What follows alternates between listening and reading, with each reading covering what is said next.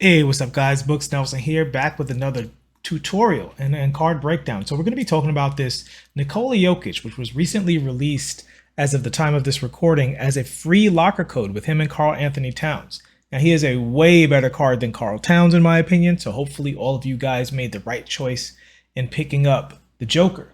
So let's get right into the content. So this card is, I would say you want to look at him like Guile from Street Fighter. Guile is traditionally a very strong character, but he only needs two moves to be really good: the Sonic Boom and the Flash Kick. With just those two moves, Guile has enough to compete with the rest of the roster.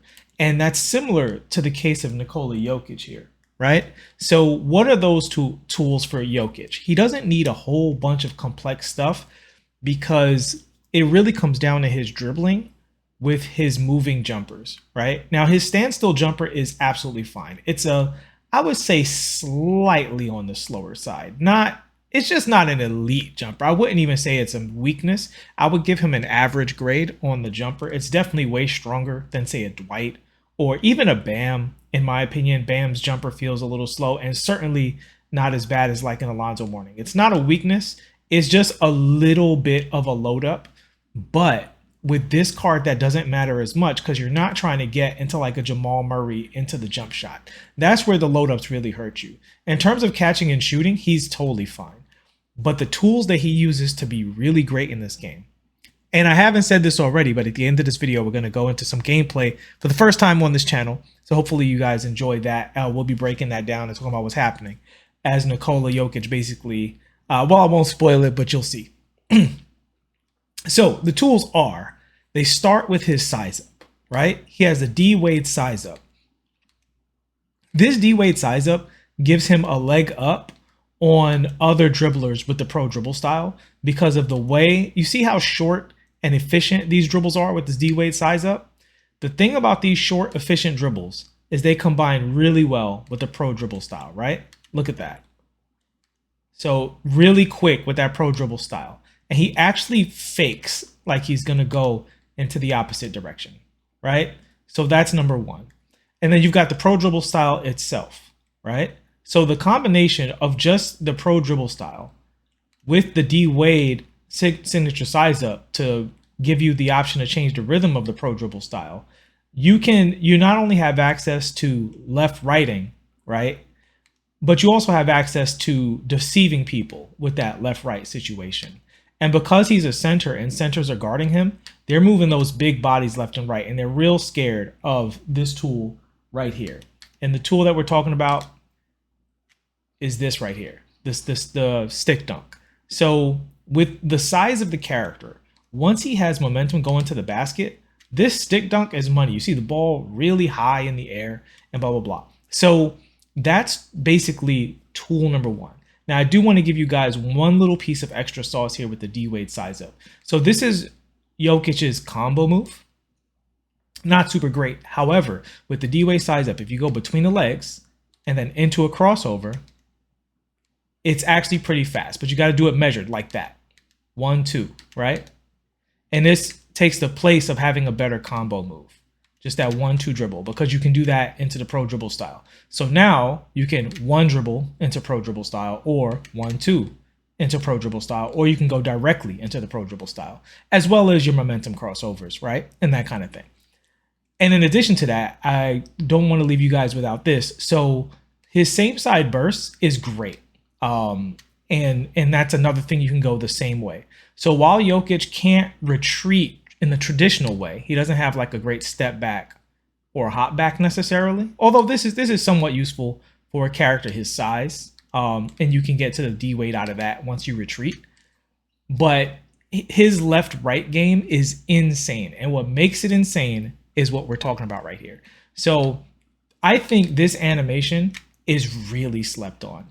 It is so ridiculously strong, and in the gameplay, you'll see this in live action.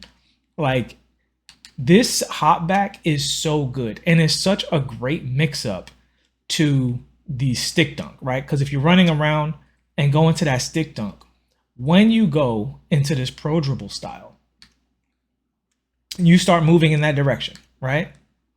You start moving in that direction.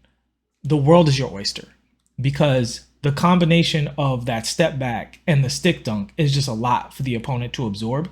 And then in addition to that, he also has a fantastic leaner, just absolutely outstanding leaner. Shot is super duper high, really easy to read, just outstanding in every way.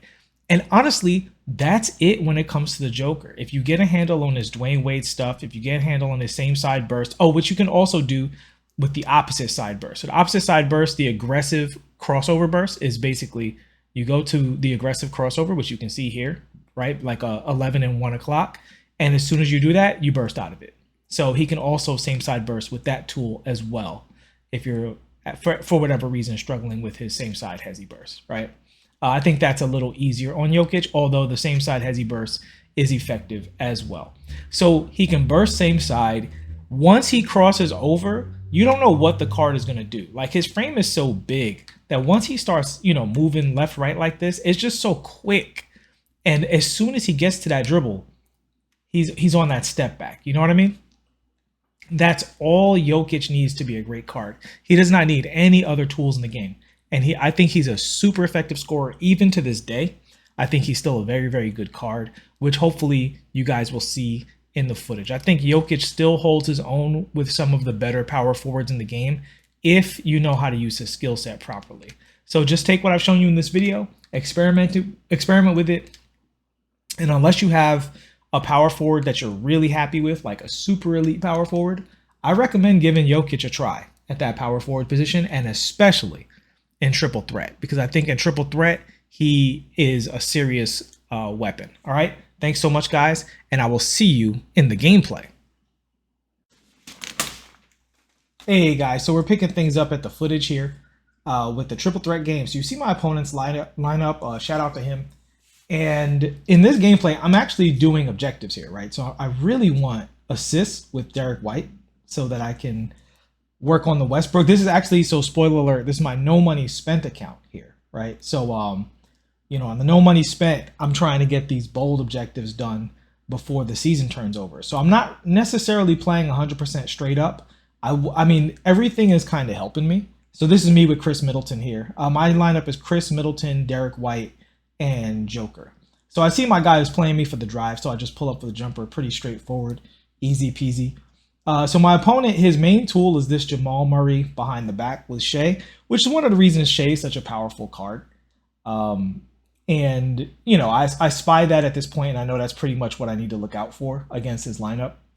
And what I'm really just trying to do is to get him to believe in the Derek White drive so that he can help and I can get assists, right?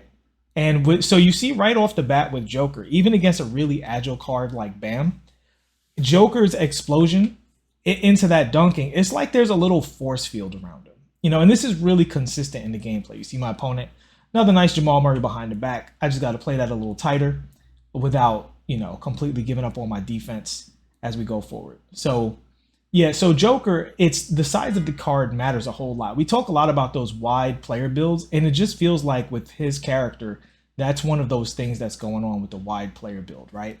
Is once he goes to the basket, he just seems to get interrupted a lot less, and it's just really easy for him to get favorable animations going towards that basket.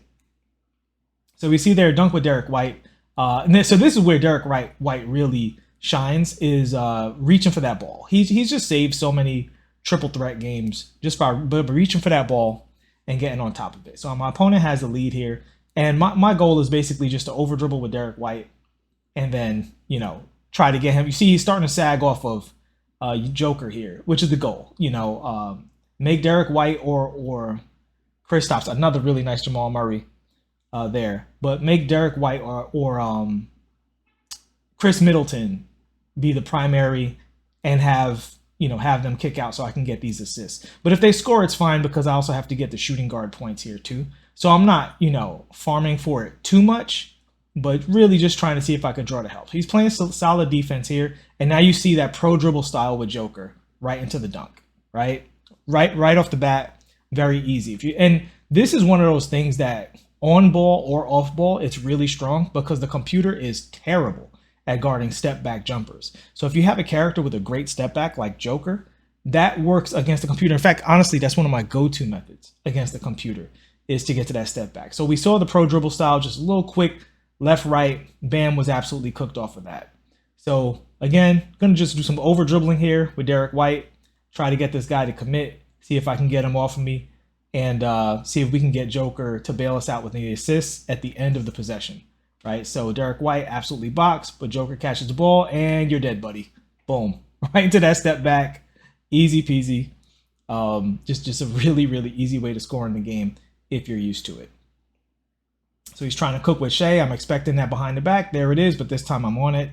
That's the stop we needed to try and wrangle this game and get the win as well as the objectives. But the objectives are more important because I'm trying to get these cards, you know. So Chris Middleton behind the back. I see how he plays it. Absolutely should have taken that shot. That was a terrible pass to the corner. And then he gets a 3-point, and our chances at victory are looking pretty grim. 17-13. Not looking good for our hero. But, you know, we fight on. We fight on. So another bad pass. That was actually the wrong icon that I passed that icon came up. Didn't come up the way I wanted it to. I looked at the wrong person and made a bad pass there. So now, you know, luckily we got the ball back. But I see him sagging off a Joker, and that's what I'm talking about. Like, his shot is not so slow that, you know, you can sag off of him. And that's really what it is for me. It's not just if a shot is abstractly fast or abstractly slow, does the shot prevent you from scoring effectively? You know, that's the thing I'm looking at. You see he molests Joker here, which is fine. I understand. I'm a right stick aficionado myself, although that wasn't a great reach because of his positioning. So now we're giving Joker the ball, hit him with a little D-Wade size up, and we slip right between, split the defense. We split the defense.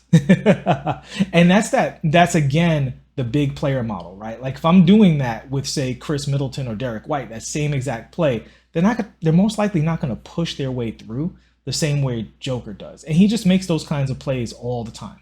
See, he gets an O board and he chokes with Klay Thompson, absolute choke. And now I'm up 18-17. So things aren't looking great for him now after being up by quite a bit. So we get on the rim there and we get screwed. We should have definitely gotten a stick dunk in that scenario, and the game didn't trigger it early. That's one of those things where, like, 2K's latency, sometimes you trigger stuff and it actually just happened to a buddy of mine while playing Rec. Sometimes you trigger stuff and it just doesn't happen the way it's supposed to. And the computer jumped. That was so brutal. My Joker jumped, and now we're down 18-19. What will we do in this scenario? Could have taken that shot with Chris Middleton. That would have counted for an assist. Definitely blew that possession right there. Chris Middleton going to the basket. Let him jump a little bit. Let him jump a little bit. We're going to pull this one out and see if we can get something better. And we see here Derek White and the Joker. What is the Joker going to do with this last possession? Step back, 3-point line. Bang. Get him out of here. And again, even from the 3-point line, that Joker step back is just absolutely lethal. You saw there, basically every time the Joker touched the ball, something fantastic happened. And that's why, you know, I have great cards on my main account, which is a low money spent because I bought a Pro Pass. And I think it even gets a little dicey because I play My Career.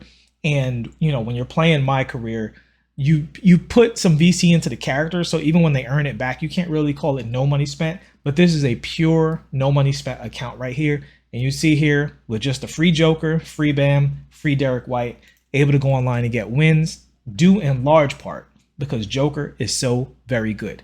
Thank you guys for watching. I'll see you all in the next one. Please like and subscribe. Peace.